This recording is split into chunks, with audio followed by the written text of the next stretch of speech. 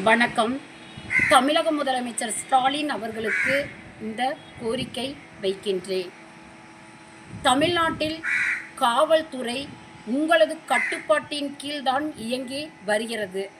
தமிழ்நாட்டில் உங்களுடைய பொறுப்பில் இருக்கும், குறிப்பாக கொங்கு மண்டலத்தில் திருப்பூர் மாவட்டத்தில் சண்முகவேல் என்பவர் இன்று சாய்பு ஆய்வாளர் அடையாளம் தெரியாத நபர்களால் வரவழைத்து கொலையான செய்தி அறிந்து மிகவும் மனம் துடிக்கிறது.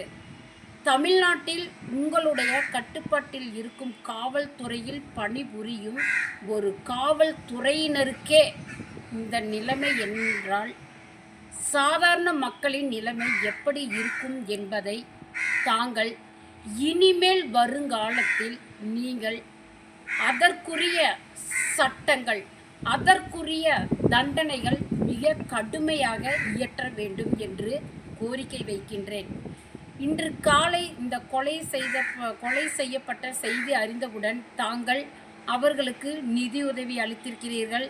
மேலும் அந்த குடும்பத்தில் நீங்கள் கண்டிப்பாக ஒரு வேலை வாய்ப்பு கொடுப்பீங்க.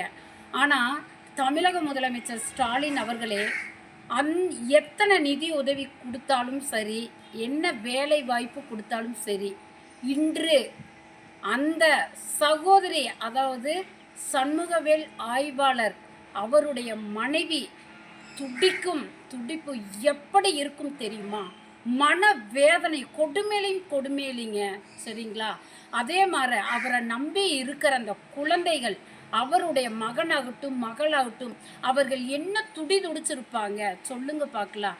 ஏன் இது இவ்வளவு ஆதங்கத்தில் நான் காவல்துறையினருக்கு இவ்வளோ தூரம் தமிழக முதலமைச்சர் ஸ்டாலின் அவர்களுக்கு சொல்கிறேன் அப்படின்னா, தமிழ்நாட்டில் பார்த்தீங்க அப்படின்னா அரசியல்வாதிக்கு ஒரு பிரச்சனை அப்படின்னா அதை சார்ந்த அரசியல்வாதிகளுக்கு ஒரு கூட்டம் வர்றாங்க. அதே மாதிரி பார்த்தீங்க அப்படின்னா தமிழ்நாட்டில் ஏதாச்சும் ஒரு ஆணாகட்டும் ஒரு பெண்ணாகட்டும் ஒரு கொலை செஞ்சுட்டாங்க அப்படின்னா சமுதாய ரீதியாக குரல் கொடுப்பதற்கு எத்தனையோ அமைப்புகள் வருகிறது. ஆனால் காவல்துறையினருக்கு வெட்டப்பட்டாங்க, அவர் கொலை செஞ்சாங்க அப்படின்னா இந்த தமிழ்நாட்டில் குரல் கொடுப்பதற்கு ஒருத்தர் கிடையாது. அரசாங்கம் அவர்களுக்கு இருக்கிற ஒரே ஆதரவு தமிழக முதல்வர் ஸ்டாலின், நீங்கள் மட்டும்தான் ஆதரவு. சரிங்களா? தயவு செய்து தமிழ்நாட்டில் முதலில் தமிழ்நாட்டில் இருக்கும் அனைத்து காவலர்களுக்கும் உரிய பாதுகாப்பு நீங்கள் தர வேண்டும். உரிய பாதுகாப்பு அப்படின்னா இன்னைக்கு எத்தனையோ காவல்துறையினர் மெல்லவும் முடியாமல் முழுங்கவும் முடியாமல் இன்னைக்கு அத்தனை மன வேதனையை அடைஞ்சிட்டு இருக்கிறாங்க.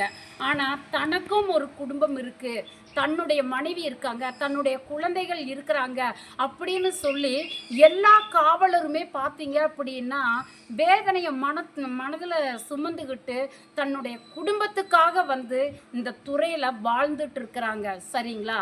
யாரோ ஒருத்தருக்கு ஒரு பிரச்சனை அப்படிங்கால 100க்கு போன் அடிக்கிறாங்க. காவல்துறையினர் ஒரு எஸ்ஐ தனியாக போகிறாங்க.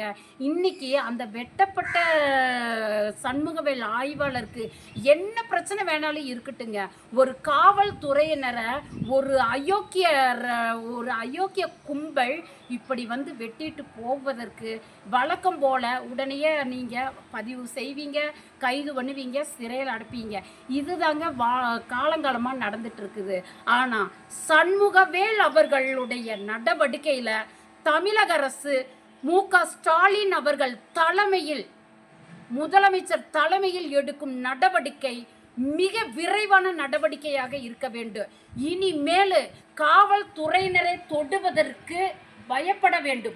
அந்த மாதிரி ஒரு கடுமையான தண்டனையை எவன் கொலை செஞ்சானோ அவனுக்கு நீங்கள் சிறப்பான கவனிச்சு சிறப்பான தண்டனை அவனுக்கு கொடுக்கணுங்க. அப்போ தாங்க மற்ற காவல்துறையினர் தொடுவதற்கு இந்த கும்பல்கள் பயப்படணும். சரிங்களா? திரும்பவும் நான் தமிழக முதலமைச்சர் ஸ்டாலின் அவர்களே, நான் திரும்ப சொல்கிறேன், காவல்துறையினருக்கும் குடும்பம் இருக்குது, அவர்களுக்கும் மனைவி இருக்காங்க, குழந்தைகள் இருக்கிறாங்க. அவங்களும் சில நல்லது கட்டத்துக்கு எல்லாத்துக்கும் போகணும். ஆனால் காவல்துறையில் வந்து வேலைப்பளு அதிகமாக இருக்குது. இந்த மாதிரி வந்து பார்த்தீங்க அப்படின்னா நிறைய பேர் இப்படியே வந்து வெட்டிட்டு போயிட்டாங்க அப்படின்னா காவல்துறையில் பணிபுரியும் காவல்துறையினர் கூட பயப்படுறாங்க இப்போ. அதனால தமிழக முதலமைச்சர் ஸ்டாலின் அவர்கள் இந்த கொலையை செய்த கயவர்கள் மீது சிறப்பான கவனிப்பு நடவடிக்கை எடுத்து அடுத்த காவல் ஆய்வாளரை தொடர்றதுக்கு பயப்படும் வகையில் நீங்கள் நடவடிக்கை எடுக்க வேண்டும் என்று அன்புடன் கேட்டுக்கொள்கிறேன். எப்பொழுதும் காவல்துறையினருக்கு குரல் கொடுத்து கொண்டு உறுதுணையாக இருக்கும் அன்பு சகோதரி சரஸ்வதி. நன்றி, வணக்கம்.